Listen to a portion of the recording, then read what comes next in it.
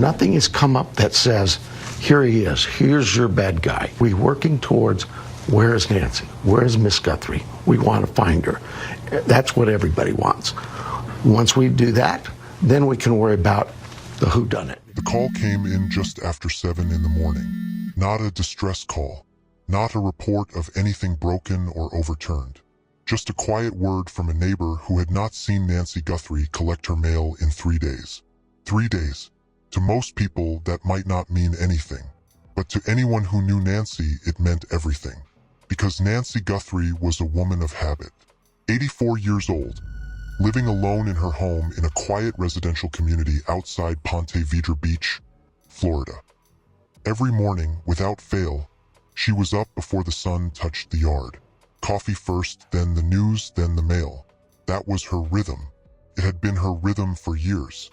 People in her circle knew it. Her family knew it. Even her neighbors, the ones who lived 3 doors down and only occasionally exchanged pleasantries over the fence, they knew it too. So when that routine went silent, the silence itself became the alarm. By the time investigators arrived at her property on that Tuesday morning in February 2024, there was no visible reason for concern. The front door was locked. The windows were intact. There were no signs of anything being forced, broken, or disturbed. From the outside, everything looked exactly as it should have. A well-kept home, a quiet street, a life that appeared, at least on the surface, completely ordinary. But ordinary does not vanish without a trace.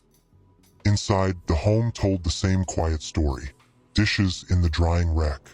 Her television remote on the arm of her favorite chair. A half-written grocery list on the kitchen counter. The kind of details that belong to a person still present in their own life. Not someone who had left. Not someone who had packed anything and walked out. Everything was in its place, which should have been reassuring. It was not. What was not in its place was Nancy. Her phone was on the charger by her bedside. Her car was still in the driveway. Her medication, the kind she took every single day without exception, sat untouched in its weekly organizer. Thursday's compartment, Friday's compartment, Saturday, all of them full. That detail, small as it sounds, stopped investigators cold. A woman who never missed a dose. A woman whose doctor described her as one of the most consistent patients he had ever seen. And yet there the pills sat, undisturbed, waiting for a hand that had not returned. The missing persons report was filed that same day. Hi viewers, have you ever had a feeling that something was wrong with someone close to you, even when everything around you looked completely fine? But still no suspect in the apparent abduction of Nancy Guthrie. No major updates from authorities either, as CBS News learns new details about the last known family member to see the 84-year-old last Saturday night. Nancy Guthrie was not a woman who lived in the margins. She had children who called regularly. She had neighbors who noticed her. She had a doctor, a church community, a weekly grocery run. She existed within a network of people who, each in their own way, were paying attention. And still, somehow, the window between her being there and her being gone closed quietly, without a single witness and without a single explanation. That was the part that kept surfacing in the early stages of the investigation. Not the absence of evidence, but the presence of everything else. A life left mid-sentence. A home that looked like its owner had simply stepped outside and not yet come back. Law enforcement began working backward through the last confirmed sightings. A neighbor had seen Nancy's porch light on the evening of February 9th.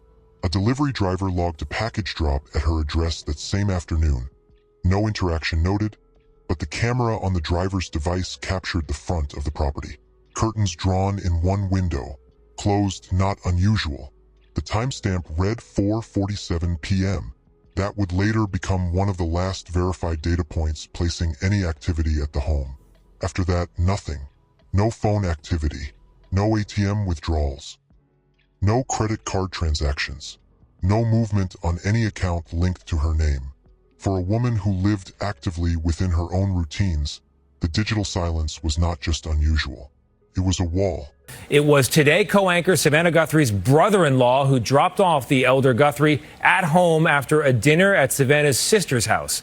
That was around 9:45 p.m. Investigators expanded the canvas quietly in those first 48 hours. Standard protocol, caseworkers would later explain. You rule out the straightforward explanations first. A medical episode, a voluntary departure, a family situation that had not been shared publicly. But each path hit the same wall. Her family had not heard from her. Her doctor had no record of any emergency. There was no hospital admission matching her profile in the surrounding counties. The family, for their part, was not willing to wait on protocol. Nancy's daughter, who lived roughly 2 hours north, had already made the drive down by the time investigators completed their initial walkthrough.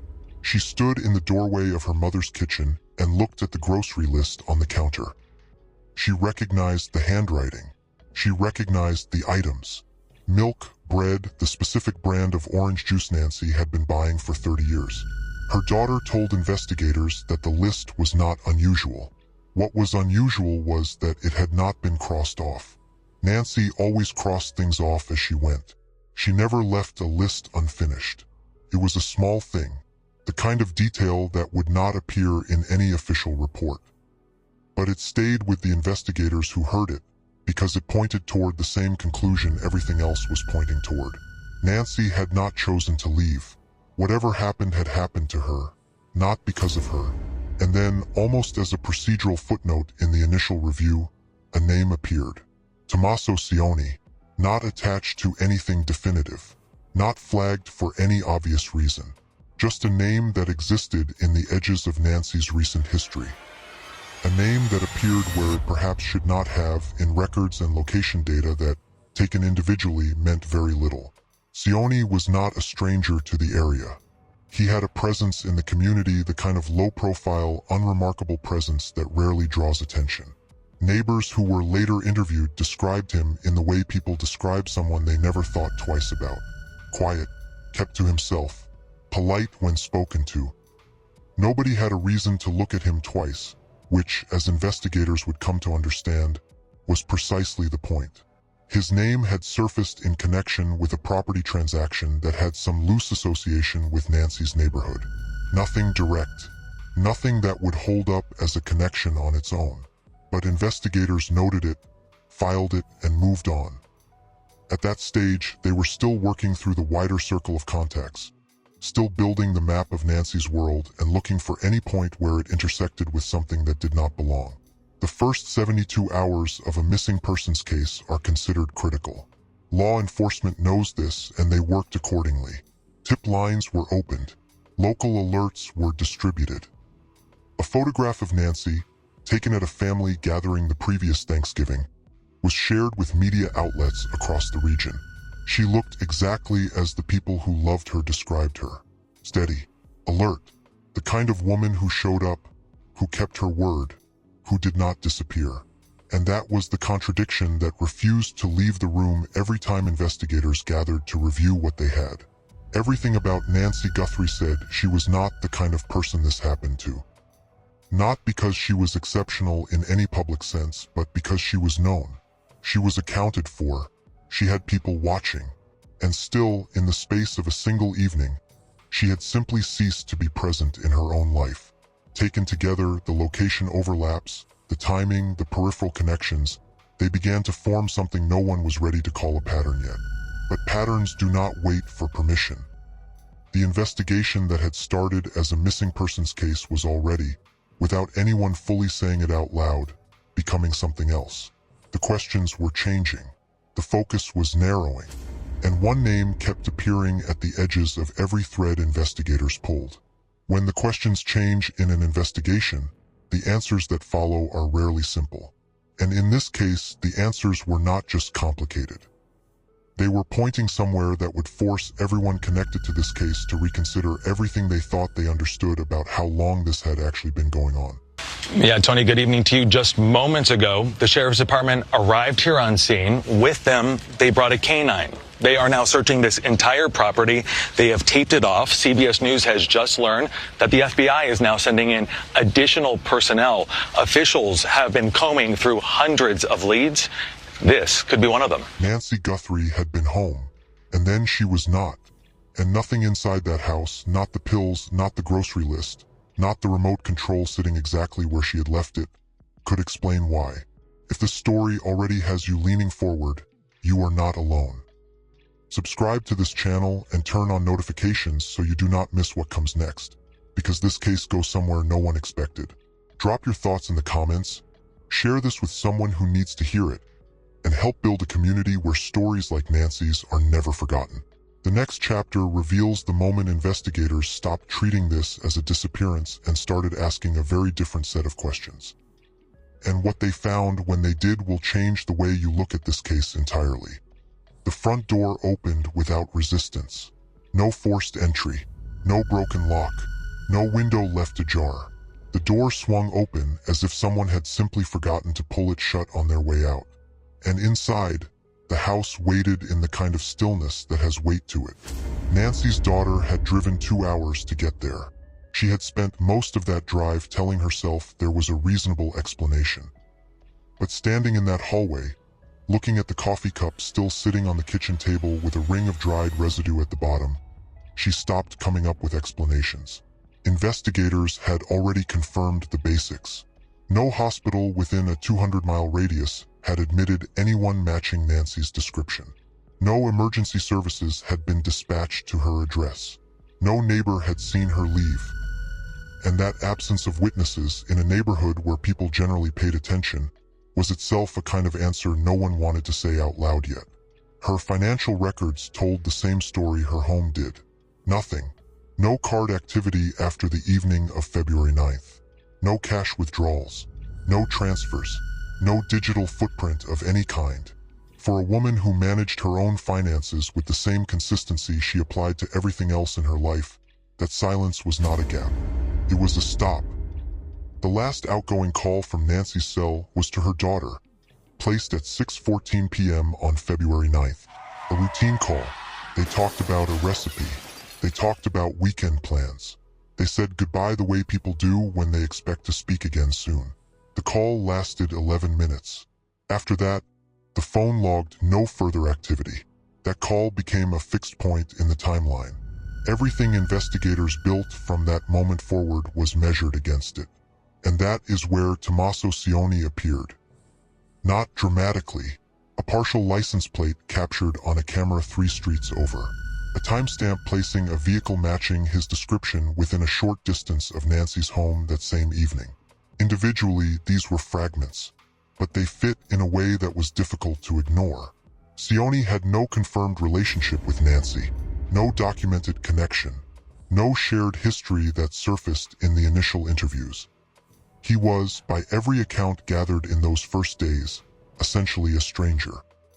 And yet his presence kept appearing at the edges of the data, the way a shadow appears before the person casting it comes into view. Property records connected him to a second location outside the immediate area. It had not been on anyone's radar, but once his name was in the file, everything connected to it entered the review. A surveillance request was made. The property looked quiet from the outside. No obvious activity. No vehicles coming and going at irregular hours. But investigators had learned by then not to trust surfaces in this case, because the more they examined Cioni's pattern of movement in the days following February 9th, the more a specific detail kept surfacing. He was not behaving like someone with nothing to do with anything. He was moving with a careful, deliberate calm that read less like innocence and more like control. Innocent people caught at the edge of an investigation tend to either cooperate urgently or show readable anxiety. Cioni did neither. The warrant for the second property was filed, not based on one piece of evidence, based on accumulation, on the way 10 small things, each individually dismissible, add up to something a judge agrees cannot be left unexamined. It was approved, and when investigators entered that property for the first time with full legal authority, what they expected to find was an abandoned or minimally used space. What they found was neither of those things. The property should have been empty. Instead, what they walked into was the opposite of that. The air did not have the flat quality of an unused room. The surfaces showed no accumulation of neglect. Someone had been here recently. These are the first images of members of Nancy Guthrie's family we're seeing since her disappearance. Her daughter Annie and son-in-law Tommaso Cioni driving in their car on Tuesday. The Pima County Sheriff says the family has been assisting them in the search for the 84-year-old matriarch. And whoever that person was, they had not left in a hurry. What the documentation produced was a picture of deliberate organization. This was not a space that had simply been maintained.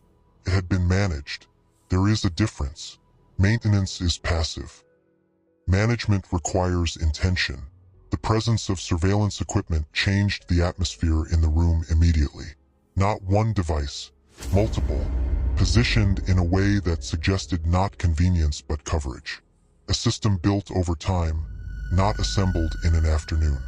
Each component placed with an awareness of angles and fields of view that pointed toward long-term planning.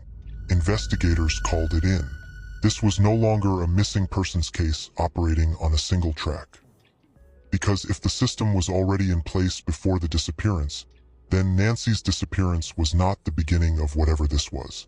It was a point somewhere inside a longer sequence. And that meant investigators were not just looking for Nancy.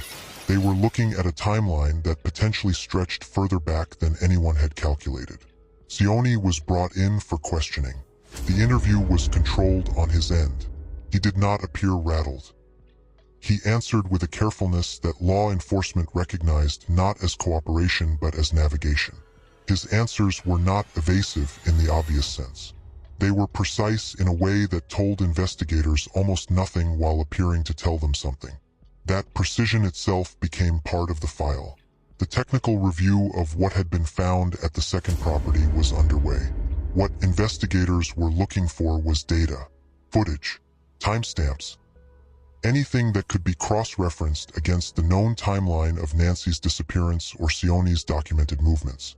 What they found extended the timeline in a direction no one had initially considered. The system had been operational for a period that began well before February 9th. Weeks at minimum, possibly longer, and that operational window opened a question that, once asked, could not be set aside. If this infrastructure existed before Nancy vanished, what was it built for? And had it been used before? The investigation formally expanded. Additional case files were pulled. Investigators began cross-referencing other reports from the surrounding area, looking for any pattern that might connect to what was now in front of them. When an investigation expands that quickly, it is not because the answers are getting clearer. It is because the questions are getting larger. When the full forensic analysis came back, the investigators who reviewed it went quiet. Not the kind of quiet that comes from finding nothing. The other kind. The kind that settles over a room when what is on the table is larger than what anyone was prepared for. The system recovered from the second property was not a casual setup. It was a coordinated network of recording devices, each positioned to feed into a central point, each configured to operate with minimal visible presence. The kind of infrastructure that requires not just money but knowledge that does not come from a single afternoon of research. Specialists brought in to assess the installation timeline pushed the start date further back than the working estimate had assumed. The system had been operational well before Nancy Guthrie's name had entered anyone's file, which meant one thing clearly: she was not the reason it was built. That conclusion sat at the center of every subsequent conversation in the investigation. A framework built with that level of care and maintained with that level of consistency does not get built for a single purpose. It gets built because the person building it intended to use it more than once. Investigators began pulling comparative data in earnest. Older missing persons files, cases from surrounding jurisdictions, reports classified and closed under different assumptions. The cross-referencing process was slow and methodical. What it was designed to find was any overlap, any signature, any point where the pattern visible in this case appeared in something else. Among the items cataloged during the initial search were several that, upon closer forensic examination, carried traces of evidence linking them to locations and time periods outside the scope of the Nancy Guthrie investigation. The sheriff tells CBS News Nancy Guthrie had dinner at Annie and Tommaso's home on Saturday night. Tommaso then took Nancy back to her house about a 10-minute drive away. She was dropped off around 9:45 p.m. Cioni was the last person to see her. These findings were passed up through the investigative chain and became the basis for a separate but parallel line of inquiry. Cioni, who had remained free during the early stages, was now under a level of scrutiny that made his earlier controlled demeanor significantly harder to maintain. He did not break, but his pattern of movement became more constrained. He stayed closer to known locations. He reduced contact with peripheral acquaintances. Investigators read that shift as awareness. He understood at some level that the distance was closing. An arrest in a case of this complexity does not happen until the evidentiary foundation is solid enough to withstand a full legal challenge. Every piece of data recovered from the property was processed with that standard in mind. Every record, every technical finding documented in a way that could survive scrutiny.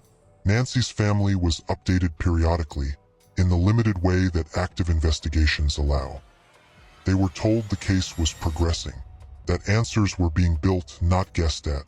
For a family living inside that kind of uncertainty, those updates carry enormous weight even when they contain very little specific information.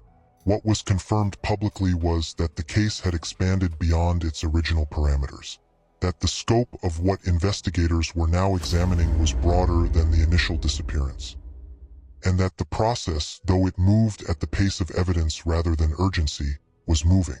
Cases like this one do not end with a single moment. They end with accumulation, with evidence reaching a threshold that the law recognizes as sufficient.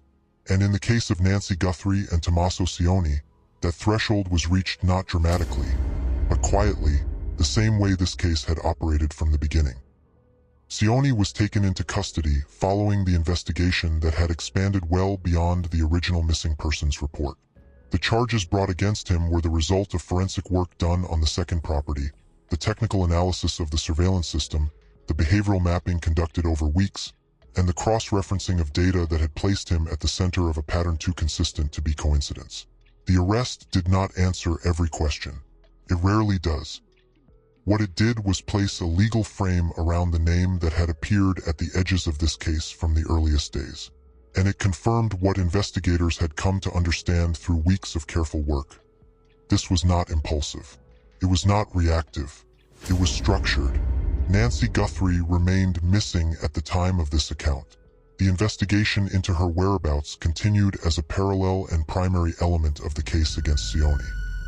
Her family continues to wait for answers that a criminal case, by its nature, is not always able to provide on a family's timeline.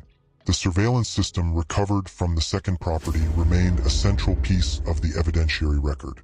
Its existence before the disappearance, its scope, and the deliberate nature of its construction continued to inform both the legal proceedings and the broader review of whether other cases connected to Cioni's operational timeline. That review has not been publicly resolved. What is known is that this case changed shape multiple times between the morning a neighbor noticed the mail had not been collected and the day an arrest was made. It moved from a missing persons report to a surveillance discovery to a multi-jurisdictional inquiry with implications that stretched further back than anyone initially calculated. Each shift was driven not by guesswork but by evidence, by data, by patient, detailed investigative work that does not generate headlines day by day but produces results that hold. For Nancy's family, the arrest was not closure. Closure requires answers the investigation had not yet fully delivered. But it was something. It was the legal system acknowledging that what happened to Nancy Guthrie would not be left unexamined. Nancy had been a woman who showed up, who kept her word, who crossed things off her grocery list, who called her daughter on a Tuesday evening to talk about a recipe and said goodbye the way you do when you expect to talk again soon. The truth in cases like this does not always arrive all at once. Sometimes it arrives in pieces, each one requiring the patience to wait for the next before the full picture becomes clear. That is what happened here. And that process, slow and careful as it was, is what brought this case to where it now stands. Not finished, but further than it was. And for a family still waiting, further matters. If this story moved you, subscribe to this channel and turn on your notifications because there are more stories like this one waiting to be told. Leave your thoughts in the comments, share this with someone who needs to hear it, and be part of a space where these conversations matter. The next story coming to this channel is one you will not want to miss.